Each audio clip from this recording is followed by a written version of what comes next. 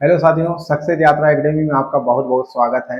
आपको पता ही है कि हम जो है यूपीएसआई के पिछले प्रश्न पत्र को सॉल्व कर रहे हैं।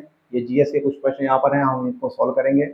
आप हमसे जुड़ें, कमेंट करें, शेयर भी करें। देखें, निम्नलिखित में से किस पुरा स्थल से एक ही कब्र से 3 मानव कंकाल प्राप्त हुए हैं? यानी एक ही कब्र से 3 मानव कंकाल प्राप्त हुए हैं।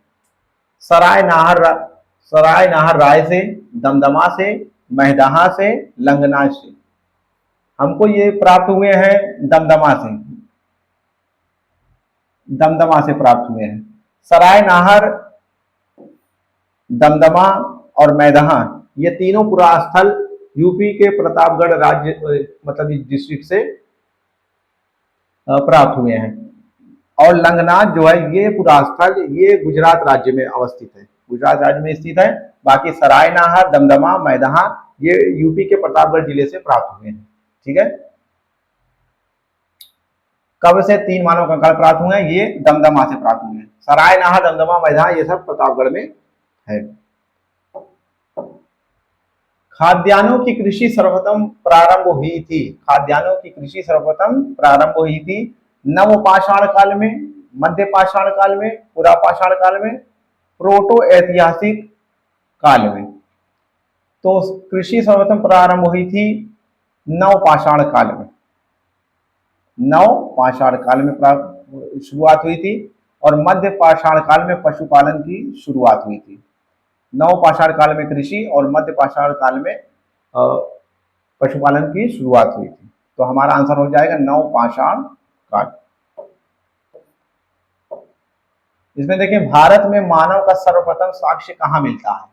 भारत में सर्वप्रथम साक्ष्य कहाँ मिलता है? नीलगिरी पहाड़ियां, शिवालिक पहाड़ियां, नलमल्ला पहाड़ियां और नर्मदा घाटी। ये साक्ष्य सर्वप्रथम प्राप्त हुए थे नर्मदा घाटी से। तो आपका ये आंसर हो जाएगा नर्मदा घाटी। डी क्वेश्चन, डी जो है आपका आंसर हो जाएगा भारत में। 15वें वित्त आयोग के अध्यक्ष कौन है? 15वें वित्त आयोग के अध्यक्ष हैं एनके सिंह। प्रथम वित्त आयोग के अध्यक्ष थे केसी नियोगी। केसी नियोगी प्रथम वित्त आयोग के अध्यक्ष थे। 15वें वित्त आयोग के अध्यक्ष एनके सिंह हैं और इस 15वें वित्त आयोग का कार्यकाल था 2021 से 26 तक। ठीक है, इस समय इसकी भी अधिसूचना जारी हो गई है 16वें वित्त आयोग की। तो 16वें वित्त आयोग के अध्यक्ष हैं अरविंद पंगारिया।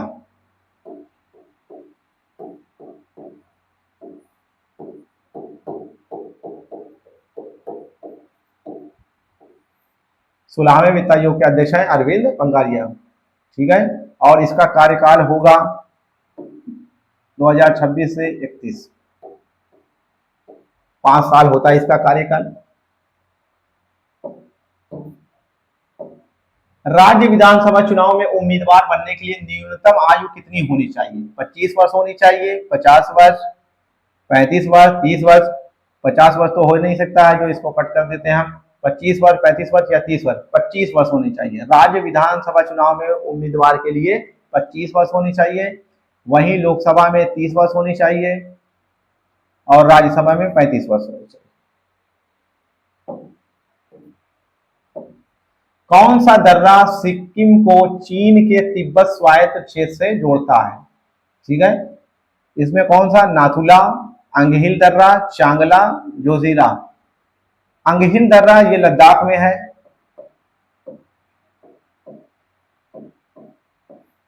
चांगला भी लद्दाख में है और जोजिला भी लद्दाख में है। बाकी बचा नाथुला, नाथुला ये सिक्किम में है। तो यही आपका आंसर हो जाएगा, नाथुला सिक्किम में है। यही आपका आंसर हो जाएगा, आंसर ए हो जाएगा। निम्नलिखित करों में से किसे गंतव्य आधारित कर कहा जाता है? गंतव्य आधारित कर जो है वस्तु एवं सेवा कर को कहा जाता है, जीएसटी को कहा जाता है। वस्तु एवं सेवा कर यानी जीएसटी को गंतव्य आधारित कर कहा जाता है। तो इसका आंसर हो जाएगा सी, इसका आंसर हो जाएगा। भारतीय संविधान का निम्नलिखित में से कौन सा अनुच्छेद कुछ मामलों में गिरफ्तारी और निरुद्ध के खिलाफ सुरक्षा प्रदान करता है। तो इसमें है आपका आंसर हो जाएगा अनुच्छेद 22, यही आपको प्रदान करता है। अनुच्छेद 19 में आपको पता है कि इसमें जो है अभिव्यक्ति की स्वतंत्रता होती है, ठीक है, अभिव्यक्ति की स्वतंत्रता,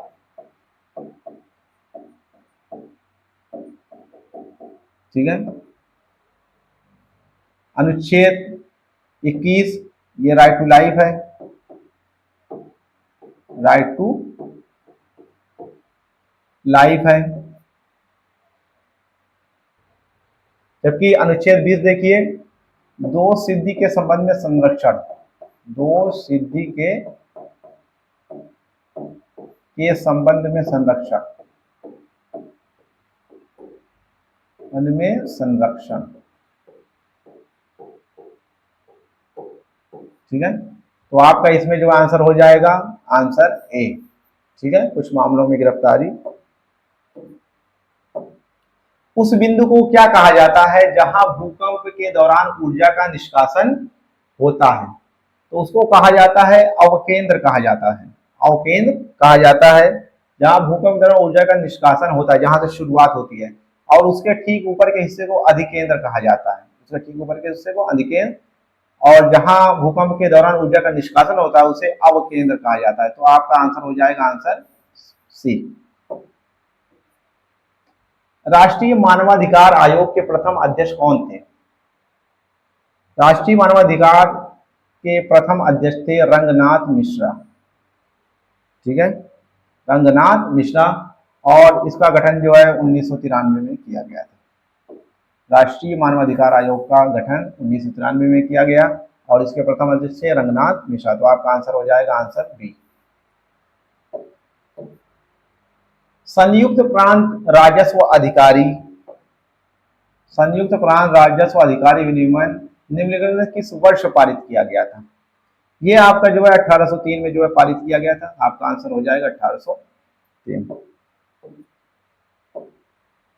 माइक्रो शाकनाशी, माइक्रो शाकनाशी से प्राप्त एक पौधनाशक पदार्थ है, किससे प्राप्त है? विषाणु से प्राप्त होता है, शैवाल से, कवक से, जीवाणु से? ये कवक से प्राप्त होता है। माइक्रो शाकनाशी जो है कवक से प्राप्त होता है। आपका आंसर हो जाएगा सी। 2011 की जनगणना के अनुसार कौन से केंद्रशासित प्रदेश का जनसंख्या घनत्व भारत में सबसे कम है? भारत में सबसे कम है। इसमें हम देखेंगे जो आंसर दिया हुआ है इसमें जो है चंडीगढ़ में सबसे ज्यादा है, फिर उसके बाद पौंडीचेरी का है, फिर उसके बाद लक्षद्वीप का है, और सबसे कम है अंडमान निकोबार द्वीप समूह का है। इसका जनसंख्या घनत्व तो सबसे कम है। तो आपका आंसर हो जाएगा आंसर ए। भारतीय वन सेवा को तीसरी अखिल भारतीय सेवा के रूप में किस वर्ष में स्थापित किया गया था? भारतीय वन सेवा को 1966 में स्थापित किया गया था। 1966 में। तीन अखिल भारतीय सेवाएं कौन कौन सी हैं? आईएएस है, आईएएस, ठीक है, और आईपीएस हो गया, और आईएफओएस, ठीक है, भारतीय वन सेवा, आईएफओएस। ये तीन जो अखिल भारतीय सेवाएं हैं। तो आपका आंसर हो जाएगा आंसर सी। 1849 में परमहंस मंडली की स्थापना कहाँ की गई थी? अवध यानी यूपी में की गई थी, लखनऊ में, बंगाल में, बॉम्बे में। परमहंस मंडली की स्थापना बॉम्बे में की गई थी, बॉम्बे में। ये आपका आंसर हो जाएगा डी। और इसकी स्थापना पांडुरंग जी ने की थी, पांडुरंग जी ने की थी अपने साथियों के साथ। ये एक धार्मिक मंडली थी जो गुप्त रूप से कार्य करती थी। तो आपका आंसर हो जाएगा डी, बॉम्बे। बॉम्बे में की गई थी 1849 में। 12वीं शताब्दी के दौरान कर्नाटक में वीर शैव परंपरा, वीर शैव परंपरा या लिंगायत आंदोलन, जिसको लिंगायत आंदोलन भी कहते हैं, का नेतृत्व किसने किया था? उसका लीडर कौन सा? तो उसका लीडर था बासवन्ना, उनके लीडर थे। आपका आंसर हो जाएगा ए, वासवण्णा। वासवण्णा उसके लीडर थे लिंगायत आंदोलन के। मौलिक कर्तव्यों को भारतीय संविधान में निम्नलिखित में से संवैधानिक संशोधन नियम के हिस्से के रूप में जोड़ा गया। कब इसको जोड़ा गया था? 52वां के धारा या 54, 44वां या 42वां? ठीक है, 52वां तो नहीं होगा क्योंकि ये दल बदल से संबंधित है, दल बदल, ठीक है, तो ये नहीं होगा। 54वां वेतन से संबंधित है, न्यायालय के न्यायाधीशों के वेतन से, ये न्यायालय से हो गया, ये भी नहीं हो सकता। 44वां संविधान मौलिक कर्तव्य कब जोड़े गए? तो 44वां नहीं है। 44वां में जो है संपत्ति के अधिकार को, संपत्ति के अधिकार को मूल अधिकार से हटा दिया गया इसमें, ठीक है, और इसे लीगल यानी जो है कानूनी अधिकार बनाया गया। 42वां संशोधन इसके द्वारा ही जोड़ा गया था। मौलिक कर्तव्यों को 42वें संविधान संशोधन द्वारा जोड़ा गया और ये स्वर्ण सिंह समिति की जो है अनुशंसा के आधार पर जोड़ा गया था। स्वर्ण सिंह समिति,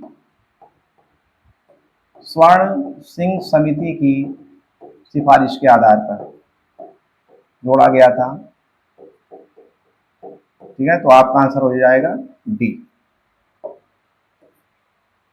आधुनिक हिंदी साहित्य का जनक किसे कहा जाता है? हरिवंश राय बच्चन, इनको तो नहीं कहा जाता है। सूरदास को, ये बहुत पहले के हैं, इनको नहीं। मेजर वाले, ये भी नहीं, ये तो उर्दू शायर हैं। सूरदास भी नहीं है, हरिवंश राय बच्चन भी नहीं। आपके हैं भारतेंदु हरिश्चंद्र, ये आपके हो गए हिंदी साहित्य के जनक, भारतेंदु हरिश्चंद्र।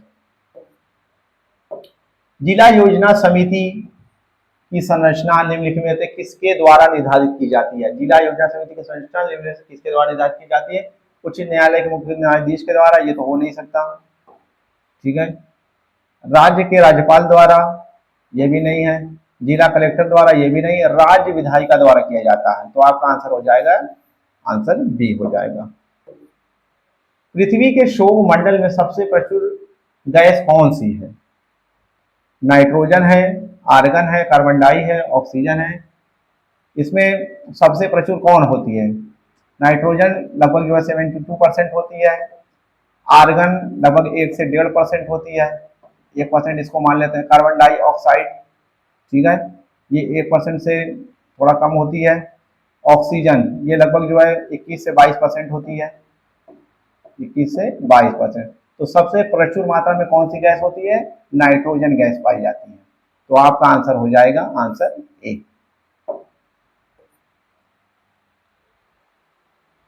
सभी साथियों से निवेदन है कि सक्सेस यात्रा एकेडमी से जुड़ें, हमको सपोर्ट करें, कमेंट भी करें, इसको शेयर भी करें, और ऐसे ही हम जो है जीएस के, यूपीएसआई के पिछले प्रश्न पत्र लाते रहेंगे जब तक कि एग्जाम ये पूरे नहीं हो जाते।